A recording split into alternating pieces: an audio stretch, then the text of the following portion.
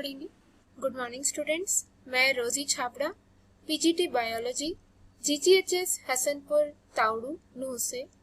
आज हम क्लास 11 में बायोलॉजी के चैप्टर 4 एनिमल किंगडम के बारे में पढ़ेंगे, जिसमें कि आज हम ये जानेंगे कि एनिमल किंगडम में किन कैरेक्टर्स के बेसिस पे ऑर्गेनिजम्स को क्लासिफाई किया जाता है। तो सबसे पहले हम जानते हैं कि एनिमल्स हैं उनके बेसिक कैरेक्टर्स क्या हैं। एनिमल्स जो है वो यूकेरियोटिक ऑर्गेनिजम्स हैं, मल्टी सेल्यूलर है और इसके साथ में इनमें हेटेरोट्रॉफिक न्यूट्रिशन पाया जाता है। ये जो मेंबर्स है किंगडम एनिमेलिया के, इनको further phylas, classes, order, family, genus में क्लासिफाई किया जाता है उनके सर्टेन आइडेंटिफिकेशन कैरेक्टर्स के बेसिस के ऊपर। क्योंकि इतनी वाइड वैरायटी है एनिमल्स की अर्थ के ऊपर, तो इनमें से मिलियंस को तो डिस्क्राइब कर दिया गया है, बट अभी भी बहुत सारे एनिमल्स की स्पीशीज बची हैं जिनके बारे में साइंटिस्ट नहीं जानते हैं। और ये वैरायटी क्यों अराइज हुई? क्योंकि उनके स्ट्रक्चर्स और फंक्शंस डिफरेंट हैं, जो कि विकास के प्रक्रम में एवोल्यूशन प्रोसेस में डेवलप हुए। तो एनिमल किंगडम में क्लासिफिकेशन के जो बेसिस हैं वो है लेवल ऑफ ऑर्गेनाइजेशन। मींस कि जो ऑर्गेनिज्म है, एनिमल है, उसकी बॉडी सिर्फ सेल्स से बनी है या उसमें टिश्यूज भी प्रेजेंट है, टिश्यूज के आगे ऑर्गन्स या ऑर्गन सिस्टम्स है। देन सेकेंड इज सिमेट्री, कि अगर उसकी बॉडी को हम कट करते हैं तो क्या हमें इक्वल पार्ट्स मिलते हैं। जर्म लेयर्स क्या होती है कि जब हमने क्लास 10th में लैंगिक जनन के बारे में पढ़ा था, right, sexual reproduction. Sexual reproduction में क्या होता है, गैमीट्स का फ्यूजन होता है, यानी कि जो युग्मक होते हैं, नर युग्मक और मादा युग्मक होते हैं, उनका संलयन होता है और उससे एक नया सेल बनता है जिसे कहते हैं युग्मनज यानी कि जाइगोट, जिसमें फर्दर डिविजन्स होकर, सेल डिविजन्स होकर वो एक ऑर्गेनिज्म को बनाता है, राइट। तो ऑर्गेनिज्म की बॉडी बनती कैसे है कि जब जाइगोट बनता है उसमें फिर डिविजन्स होते हैं, सेल डिवीजन, और वो एक मल्टीसेलुलर एम्ब्रियो का फॉर्म ले लेता है। तो वो एम्ब्रियो के अंदर जो सेल्स है, एम्ब्रियो के अंदर जो सेल्स है वो अपने आप को लेयर्स में अरेंज कर लेते हैं। ये लेयर्स जो है फिर फर्दर ऑर्गन्स बनाती है, तो ये उन्हें हम कहते हैं जर्म लेयर्स या जर्मिनल लेयर्स। उनके बेसिस पे भी हम ऑर्गेनिज्म को क्लासिफाई करते हैं। देन बॉडी कैविटी का मतलब तो खाली जगह। बॉडी के अंदर जो खाली जगह है उसको भी उसके भी अलग अलग टाइप्स हैं जिनके बारे में हम अभी आगे पढ़ेंगे। सेगमेंटेशन मतलब कि बॉडी जो है वो सेगमेंट्स में या छोटे छोटे पार्ट्स में डिवाइडेड है या नहीं है। देन मोस्ट इम्पॉर्टेंट नोटोकॉर्ड, तो इन कैरेक्टर्स के बेसिस पे किंगडम एनिमेलिया में ऑर्गेनिजम्स को फर्दर फाइलम्स में डिस्ट्रीब्यूट किया जाता है या ग्रुप किया जाता है। सो लेवल ऑफ ऑर्गेनाइजेशंस में सबसे पहले है सेल्यूलर लेवल ऑफ ऑर्गेनाइजेशन, जिसमें cells are arranged as loose cell aggregates. Means कि सेल्स जो है वो कोई स्पेशलाइज्ड ग्रुप नहीं बनाते हैं, वो सिर्फ एक लूज सेल्स के ग्रुप में अरेंज होते हैं और सेल्स टिश्यूज का फॉर्मेशन नहीं करते हैं और आपस में, मींस के जो सेल्स हैं वो रिमार्केबली इंडिपेंडेंट होते हैं, वो एक दूसरे से काफ़ी इंडिपेंडेंट होते हैं। फंक्शनिंग के लिए वो एक दूसरे पर डिपेंड नहीं करते हैं और किसी भी टाइम वो अपना स्ट्रक्चर और फंक्शन चेंज कर सकते हैं। तो सेल्यूलर लेवल ऑफ ऑर्गेनाइजेशन पाई जाती है फाइलम पोरेफेरा के ऑर्गेनिजम्स में, जिनमें मेजरली आते हैं sponges. Second is tissue level of organisation, जिसमें के जो ऑर्गेनिज्म है उसमें cells having same structure and performing same function are arranged into tissues. से जो बॉडी है उस पर टिश्यूज का फॉर्मेशन हो चुका है स्पेशलाइज्ड फंक्शंस को परफॉर्म करने के लिए। इस तरह का ऑर्गेनाइजेशन जो है, टिश्यू लेवल ऑर्गेनाइजेशन जो है, वो फाइलम सीलेंट्रेटा और टीनोफोरा में पाया जाता है।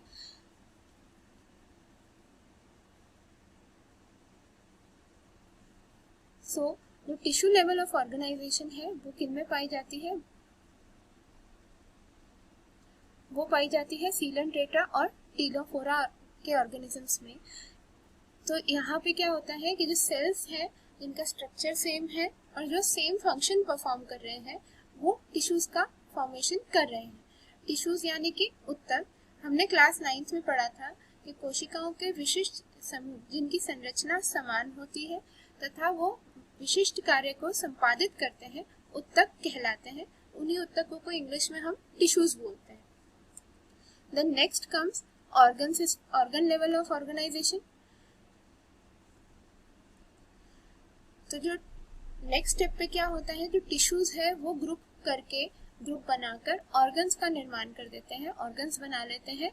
तो ऑर्गन्स पाए जाते हैं फाइलम प्लेटीहेलमिन्थ्स के ऑर्गेनिजम्स में, जैसे कि टेपवर्म है, लिवर फ्लूक है। Then organ systems. Organs are associated to form functional organ systems. Further जो ऑर्गन्स हैं वो आपस में एसोसिएट होकर फंक्शनल ऑर्गन सिस्टम्स बना लेते हैं, अंग तंत्र बना लेते हैं, जो कि पाए जाते हैं फाइलम एनालिड्स, आर्थ्रोपोड्स और कॉर्डेट्स में। तो जब हम ऑर्गन सिस्टम्स की बात करते हैं तो ये भी कई टाइप्स के हो जाते हैं। जैसे डाइजेस्टिव सिस्टम को हम लेते हैं। डाइजेस्टिव सिस्टम जो है ये वो सिस्टम है जिसके थ्रू पहले तो हम फूड का इंटेक करते हैं, राइट, फिर उसको डाइजेस्ट करते हैं, मतलब उसका पाचन करते हैं, और जो न्यूट्रिएंट्स हैं उनको अब्सॉर्ब कर लिया जाता है बॉडी में और वेस्ट प्रोडक्ट को बॉडी से बाहर निकाल देते हैं। तो यहाँ पे दो ओपनिंग्स होनी चाहिए, एक तो जिससे हम फूड को ग्रहण करेंगे, खाना खाएंगे, दूसरा जिससे वेस्ट मैटर बॉडी से बाहर निकाला जाएगा। तो इन ओपनिंग्स के आधार पे डाइजेस्टिव सिस्टम 2 टाइप्स का है। एक तो है इनकम्प्लीट डाइजेस्टिव सिस्टम, मीन्स अधूरा भी कह सकते हो, या इसमें 2 ओपनिंग्स नहीं होती हैं। दूसरा है कंप्लीट डाइजेस्टिव सिस्टम जिसकी 2 ओपनिंग्स होती हैं।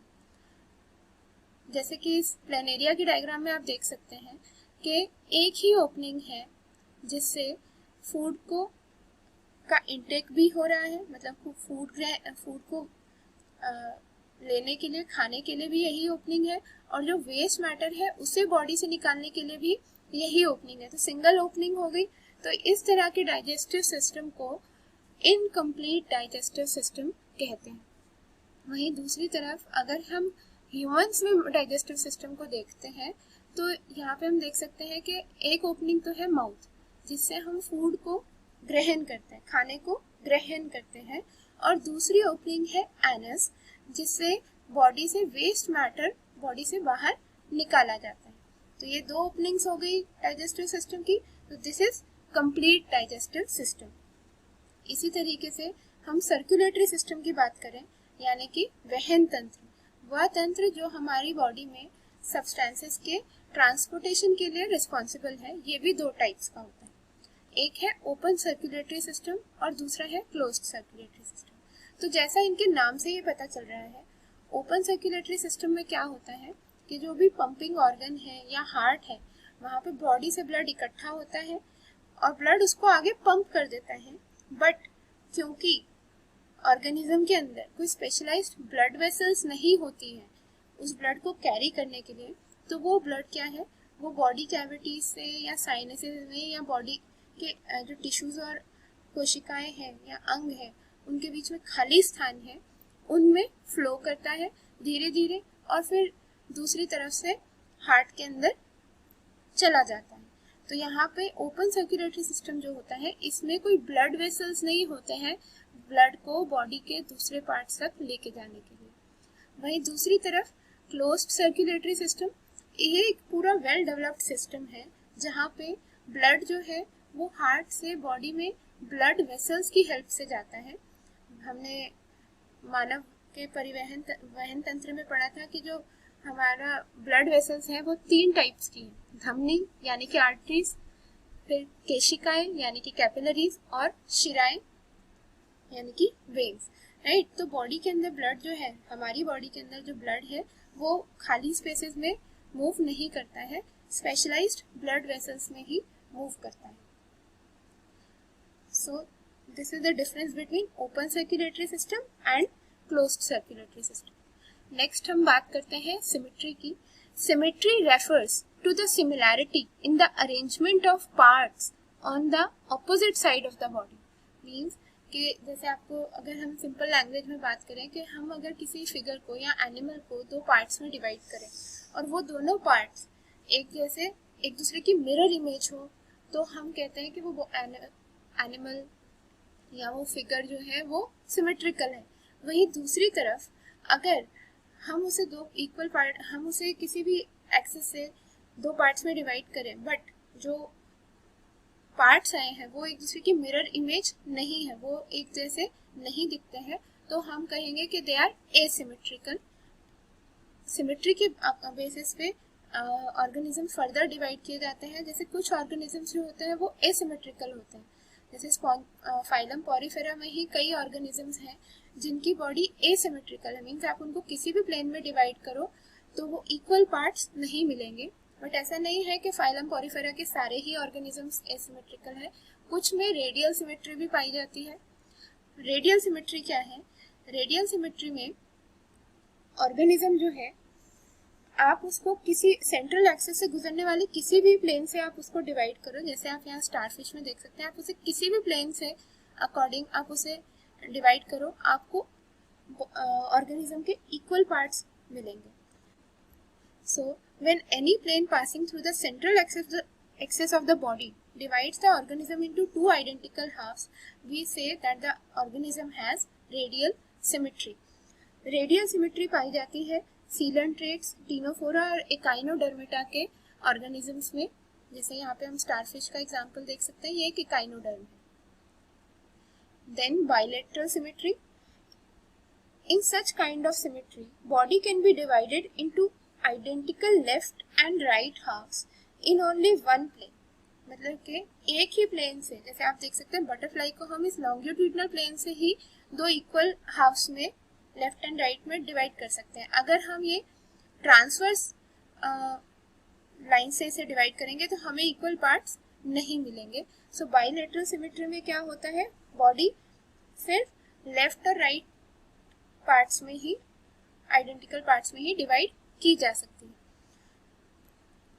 तो आप सोच के बता सकते हैं कि ह्यूमंस में किस तरह की सिमेट्री पाई जाती होगी, मतलब कि ह्यूमन बॉडी जो है वो किस तरह की सिमेट्री रखती है, whether it is asymmetrical, radial symmetry और bilateral symmetry. Then comes germ layers. Germ layer जैसे मैंने आपको पहले भी बताया था, a germ layer is a group of cells in an embryo that interact with each other as the embryo develops and contribute to the formation of all organs and tissues। मतलब कि जो एम्ब्रियो है वो group of sales है, उसमें sales अपने आप को लेयर्स में अरेंज कर लेते हैं जिन्हें कहते हैं जर्म लेयर्स। और ये जर्म लेयर्स जो है ये बॉडी के अंदर सारे ऑर्गन्स और टिश्यूज को डेवलप करने में हेल्प करती है। तो on the basis of number of germ layers present there are two types of organisms। Germ layers के नंबर पे, मतलब कि एक ऑर्गेनिज्म के एम्ब्रियो में कितनी जर्म लेयर्स प्रेजेंट हैं, उस बेसिस पे हम ऑर्गेनिजम्स को दो टाइप्स में बांटते हैं। पहला है डिप्लोब्लास्टिक ऑर्गेनिजम्स और दूसरा है ट्रिप्लोब्लास्टिक ऑर्गेनिजम्स। तो इनके नेम से ही आप बहुत आसानी से पहचान सकते हो। डी, ये जो प्रीफिक्स है डी आई, इसका मतलब होता है टू, और ट्राई, TRI, ट्राई, इसका मतलब होता है 3। तो जो डिप्लोब्लास्टिक ऑर्गेनिजम्स होते हैं उनके अंदर दो जर्म लेयर्स मिलती हैं। Animals in which the cells are arranged in 2 germ layers are called diploblastic organisms. तो ये जो दो जर्म लेयर्स हैं वो कौन सी होंगी? बाहर वाली एक्टोडर्म, देखिए जैसे यहाँ पे डायग्राम आप में देख सकते हैं कि जो बाहर की लेयर है इसे तो बोलते हैं हम एक्टोडर्म। एक्टो मीन्स आउटसाइड, बाहर की तरफ, एंड जो अंदर वाली लेयर है उसे बोलते हैं एंडोडर्म। इनसाइड जो अंदर की तरफ जो ये लेयर है इसे बोलते हैं एंडोडर्म। ये पाई जाती है फाइलम पॉरीफेरा और सीलेंट्रेटा के ऑर्गेनिजम्स में। इसी तरीके से ट्रिप्लोब्लास्टिक ऑर्गेनिजम्स, जैसे इनका नाम सजेस्ट करता है कि इन ऑर्गेनिजम्स में 3 जर्म लेयर्स मिलती हैं। कितनी? 3। Animals in which developing embryo has 3 germinal layers, namely endoderm, mesoderm and ectoderm. जो सबसे अंदर की लेयर है उसे कहते हैं एंडोडर्म, मिडल लेयर को कहते हैं mesoderm and outer most layer, सबसे बाहर की जो लेयर है उसे कहते हैं एक्टोडर्म। तो जो ऑर्गेनिजम्स है फाइलम प्लेटीहेलमिन्थ से सभी कॉर्डेट्स जो है वो ट्रिप्लोब्लास्टिक ऑर्गेनिजम्स होते हैं। बॉडी कैविटी, जिन ऑर्गेनिजम्स में उनकी बॉडी कैविटी मेसोडर्म से लाइंड होती है उसे हम ट्रू सीलोम कहते हैं। Body cavity lined by mesoderm is called true coelom. Coelomates मतलब कि तो जिन ऑर्गेनिजम्स में सीलोम प्रेजेंट होती है उन्हें सीलोमेट्स कहते हैं। एनिमल्स पोजेसिंग सीलोम मतलब उनकी body cavity is lined by mesoderm are called coelomates. Organisms of phylum Annelida, Mollusca, Arthropods, Echinodermata, Hemichordata and Chordata are coelomates. जैसे आप डायग्राम में देख सकते हैं कि बाहर की तरफ है एक्टोडर्म, मिडिल में है ये एंडोडर्म और एंडोडर्म से ही लाइंड है ये बॉडी कैविटी यानी कि सीलोम। ये बॉडी कैविटी नहीं है, this is there digestive tract और यहाँ पे जो इनर लेयर है ये है एंडोडर्म। तो यहाँ पे बॉडी कैविटी जो है मेसोडर्म से लाइंड है, so this is a true coelom. और जिन एनिमल्स में ट्रू सीलोम होती है उन्हें हम कहते हैं सीलोमेट्स। सीलोम का पर्पस क्या है? सीलोम का डेवलपमेंट ऑर्गेनिजम्स के लिए एक बहुत ही इम्पोर्टेंट स्टेप रहा। एवोल्यूशन के प्रोसेस में सीलोम का डेवलप होना ऑर्गेनिजम्स के लिए एक बहुत ही इम्पोर्टेंट स्टेप रहा। पहला तो ये क्या करता है कि ये गट वॉल की मसल्स को, मतलब गट मीन्स एलिमेंट्री कनाल, जो हमारा डाइजेस्टिव सिस्टम है उसकी आहार नाल जिसे हम बोलते हैं आहार नाल, उसकी मसल्स को बॉडी के मसल्स से अलग कर देता है। दूसरा, ये इंटरनल ऑर्गन्स को ग्रो करने के लिए स्पेस प्रोवाइड कराता है। देन थर्ड, इसके अंदर एक फ्लूइड फिल्ड होता है जिसे सीलोमिक फ्लूइड कहते हैं। यही सीलोमिक फ्लूइड जो है सिंपल ऑर्गेनिजम्स या आप कह लीजिए नॉन कॉर्डेट्स में जो है सिंपल सर्कुलेटरी सिस्टम का डेवलप करता है, जिसके थ्रू फूड, गैसेस और वेस्ट मटेरियल का ट्रांसपोर्ट होता है बॉडी के अंदर। Then next type is pseudocoelomates. Pseudo word का मतलब होता है फॉल्स, झूठा। झूठा क्यों? क्योंकि बॉडी कैविटी है but it is not lined by mesoderm. तो body cavity not lined by mesoderm is called pseudocoelom और false coelom. Animals in which body cavity is not lined by mesoderm are called pseudocoelomates. तो जिन animals में body cavity mesoderm से lined नहीं होती है उन्हें स्यूडोसीलोमेट्स कहते हैं। मेसोडर्म जो है वो पाउचेस के फॉर्म में बॉडी कैविटी में प्रेजेंट होती है बिटवीन एक्टोडर्म एंड एंडोडर्म।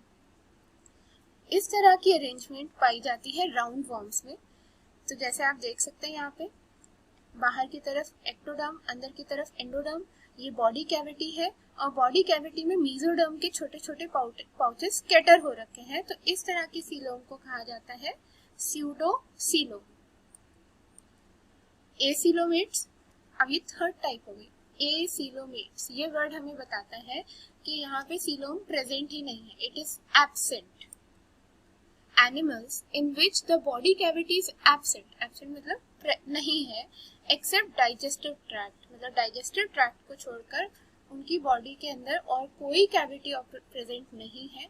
इस तरह के एनिमल्स को हम कहते हैं एसीलोमेट्स। तो जब बॉडी कैविटी ही नहीं है तो सीलोम होना या स्यूडोसीलोम होना पॉसिबल ही नहीं है। इस कैटेगरी में आते हैं प्लेटीहेलमिन्थ्स यानी कि प्लेटफॉर्म्स। यहाँ पे बात हमें फिर से रिकॉल करनी होगी कि जो फर्स्ट टू फाइलम्स हैं, फाइलम पोरिफेरा और फाइलम सीलेंट्रेटा, इनके ऑर्गेनिजम्स होते हैं डिप्लोब्लास्टिक। ठीक है, तो क्योंकि वो डिप्लोब्लास्टिक है, मेसोडर्म है ही नहीं, तो वो उनके अंदर जो वो सीलोमेट या एसीलोमेट की कैटेगरी में आते ही नहीं है। जो ऑर्गेनिजम्स ट्रिप्लोब्लास्टिक्स होते हैं, जैसे हमने पहले भी पढ़ा था कि प्लेटीहेलमिन्थ्स ऑनवर्ड सभी ऑर्गेनिजम्स ट्रिप्लोब्लास्टिक्स हैं उनको हम कैटेगराइज करते हैं सीलोमेट्स में, स्यूडोसीलोमेट्स में और एसीलोमेट्स में, जिनमें कि प्लेटीहेल्मिन्थ्स यानी कि फ्लैटवर्म्स जो है, क्योंकि डाइजेस्टिव ट्रैक्ट के अलावा उनकी बॉडी के अंदर और कोई कैविटी प्रेजेंट नहीं है, तो उन्हें हम किस कैटेगरी में रखते हैं? एसीलोमेट्स की कैटेगरी में। Then comes segmentation. हम कहें कि in some animals the body is externally and internally divided into segments. मतलब बॉडी बाहर से भी, एक्सटर्नली मतलब बाहर से और इंटरनली मतलब अंदर से भी छोटे छोटे खंडों में या छोटे छोटे सेगमेंट्स में बटी होती है। या फिर हम ये भी कह सकते हैं कि sometimes several repetition of at least some organs. It occurs in 3 highly organized phyla, Annelida, Arthropoda and Chordata. तो यहाँ पे आप देख सकते हैं ये नेरीज का डायग्राम है, ये फाइलम एनालिडा से बिलोंग करता है। तो आप देख सकते हैं बाहर से भी इसकी बॉडी जो है ये छोटे छोटे सेगमेंट्स में बटी हुई है, मतलब कि इसके जो सेगमेंट्स हैं आप जैसे देख सकते हैं, जैसे बाहर से डिवाइडेड है उसी तरह से अंदर से भी डिवाइडेड है। तो इस तरह के सेगमेंट्स को हम बोलते हैं मेटामियर, और इस तरह की सेगमेंटेशन को कहा जाता है मेटामेरिक सेगमेंटेशन, जो कि पाई जाती है एनालिड्स के अंदर। In chordates segmentation is evident only in embryonic stages, और जो कॉर्डेट्स होते हैं उनके अंदर सेगमेंटेशन एम्ब्रियोनिक स्टेजेस में ही दिखती है। Notochord. Notochord is a mesodermally derived rod-like structure. Mesodermally derived means कि notochord जो है वो mesoderm से बन रही है। mesoderm हमने पढ़ी थी ट्रिप्लोब्लास्टिक ऑर्गेनिजम्स में, जो मिडल लेयर होती है उसे mesoderm कहते हैं। तो notochord किससे बनती है? mesoderm से। ये एक rod-like structure है जो कि बॉडी के बैक साइड में डेवलप करता है एम्ब्रियोनिक स्टेजेस में, या कुछ ऑर्गेनिजम्स की एडल्ट स्टेजेस में भी ये पाया जाता है। जैसे कि आप यहाँ देख सकते हैं, this is the notochord, right. ये एक रॉड लाइक स्ट्रक्चर है जो कि मेसोडर्म से बना है और बॉडी के बैक साइड में यानी कि डॉर्सल साइड में ग्रो करता है। Notochord provides place to muscles for attachment. ये क्या करता है? ये बॉडी के अंदर जो मसल्स है उन्हें अटैच होने के लिए एक प्लेस प्रोवाइड करता है। Then it is present from head to tail, head से स्टार्ट करके ये टेल तक प्रेजेंट होता है। It separates nervous system from alimentary canal. तो आप जैसे यहाँ देख सकते हैं ये इस ऑर्गेनिज्म की नर्व कॉर्ड है, या आप कह लीजिए नर्वस सिस्टम का पार्ट, राइट। और ये इसका एलिमेंट्री कनाल है यहाँ पर। तो ये नर्व कॉर्ड को एलिमेंट्री कनाल से सेपरेट करता है। It is beginning of the formation of backbone. हमने अपनी रीढ़ की हड्डी के बारे में आप जानते हैं, राइट, जिसे वर्टिब्रल कॉलम भी कहते हैं। तो ये जो वर्टिब्रल कॉलम है ये किससे डेवलप हुआ है? नोटोकॉर्ड से। नोटोकॉर्ड की प्रेजेंस और एब्सेंस के बेसिस पे भी हम ऑर्गेनिजम्स को 2 ग्रुप्स में बांटते हैं। एक तो है नॉन कॉर्डेट्स और दूसरे है chordates. Non chordates animals which do not possess notochord, the rod like elastic structure that supports the body. Notochord क्या है? रॉड लाइक इलास्टिक स्ट्रक्चर है जो बॉडी को सपोर्ट करता है, जो कि मेसोडर्म से डिराइव होता है और बॉडी के डॉर्सल साइड पे डेवलप करता है। तो जिन ऑर्गेनिजम्स में नोटोकॉर्ड प्रेजेंट नहीं होती है उन्हें कहते हैं non chordates. So second group जो है उनमें क्या होता है, उन एनिमल्स में नोटोकॉर्ड प्रेजेंट होती है, और जरूरी नहीं है कि थ्रू आउट लाइफ प्रेजेंट होगी, वो लाइफ के किसी भी स्टेज में प्रेजेंट हो सकती है, एम्ब्रियो में भी, लार्वा में भी या एडल्ट फॉर्म में भी। तो animals which possess notochord in any stage of life are called chordates. जो chordates होते हैं they possess hollow nerve cord and pharyngeal gill slits also. मतलब हमने क्लास 9 में पढ़ा था कि जो chordates होते हैं, केशुरकी होते हैं, उनके 3 चीफ कैरेक्टर्स होते हैं, मेन कैरेक्टर्स होते हैं। पहला है नोटोकॉर्ड की उपस्थिति, दूसरा है नर्व कॉर्ड की उपस्थिति, नर्व कॉर्ड जो है ये आगे चल के नर्वस सिस्टम बनाती है, और तीसरा है फेरेंजियल गिल स्लिट्स। इस तरीके से हमने देखा कि कैसे level of organization, symmetry, segmentation, body cavity, notochord, इन सब कैरेक्टर्स के बेसिस पे किंगडम एनिमेलिया में ऑर्गेनिजम्स को फर्दर फाइलम्स में डिवाइड किया गया है। सो किंगडम एनिमेलिया में जो मेजर फाइलम्स हैं वो है पोरिफेरा, जो कि है सेल्यूलर लेवल ऑफ ऑर्गेनाइजेशन इनमें पाया जाता है। डिप्लोब्लास्टिक ऑर्गेनिजम्स है, सेडेंट्री है। Then phylum coelenterata and ctenophora. Then tissue level organisation में रेडियल सिमेट्री में है। Tissue organ and organ system के ऑर्गेनाइजेशन पर रेडियल सिमेट्री से हमें फिर दो फाइलम्स मिलती है, phylum coelenterata and phylum ctenophora, जो कि अगेन डिप्लोब्लास्टिक ऑर्गेनिजम्स भी होते हैं। देन बाइलेटरल सिमेट्री में without body cavity platyhelminthes, bilateral symmetry में फॉल्स सीलोम के साथ यानी कि स्यूडो सीलोम के साथ एस्केलेमेंथिस जिनमें राउंड वॉर्म्स आते हैं, और ट्रू सीलोम्स के साथ आते हैं जिन्हें कहते हैं सीलोमेट्स। उनमें आते हैं annelida, arthropoda, mollusca, echinodermata, hemichordata and chordata. Waste time. तो अब हमने इस सेशन में काफ़ी चीज़ें जानी किंगडम एनिमेलिया के बारे में, राइट। तो हम उससे रिलेटेड कुछ क्वेश्चंस करते हैं। Who proposed 5 kingdom classification system? आपके ऑप्शंस हैं Aristotle, Carolus Linnaeus, R.H. Whittaker, Gregor John Mendel. Right answer is R.H. Whittaker. Question number 2. By which germ layer coelom is lined? हमने options ectoderm, mesoderm, endoderm, epidermis. Right answer is mesoderm. Body cavity lined by mesoderm is called coelom. Question number 3. In which phylum of non-chordates tissue level of body organization is found? Options: Porifera, Platyhelminths, Ctenophora, Annelida. Right answer is Ctenophora. So आज का ये session यही पूरा होता है। Thank you.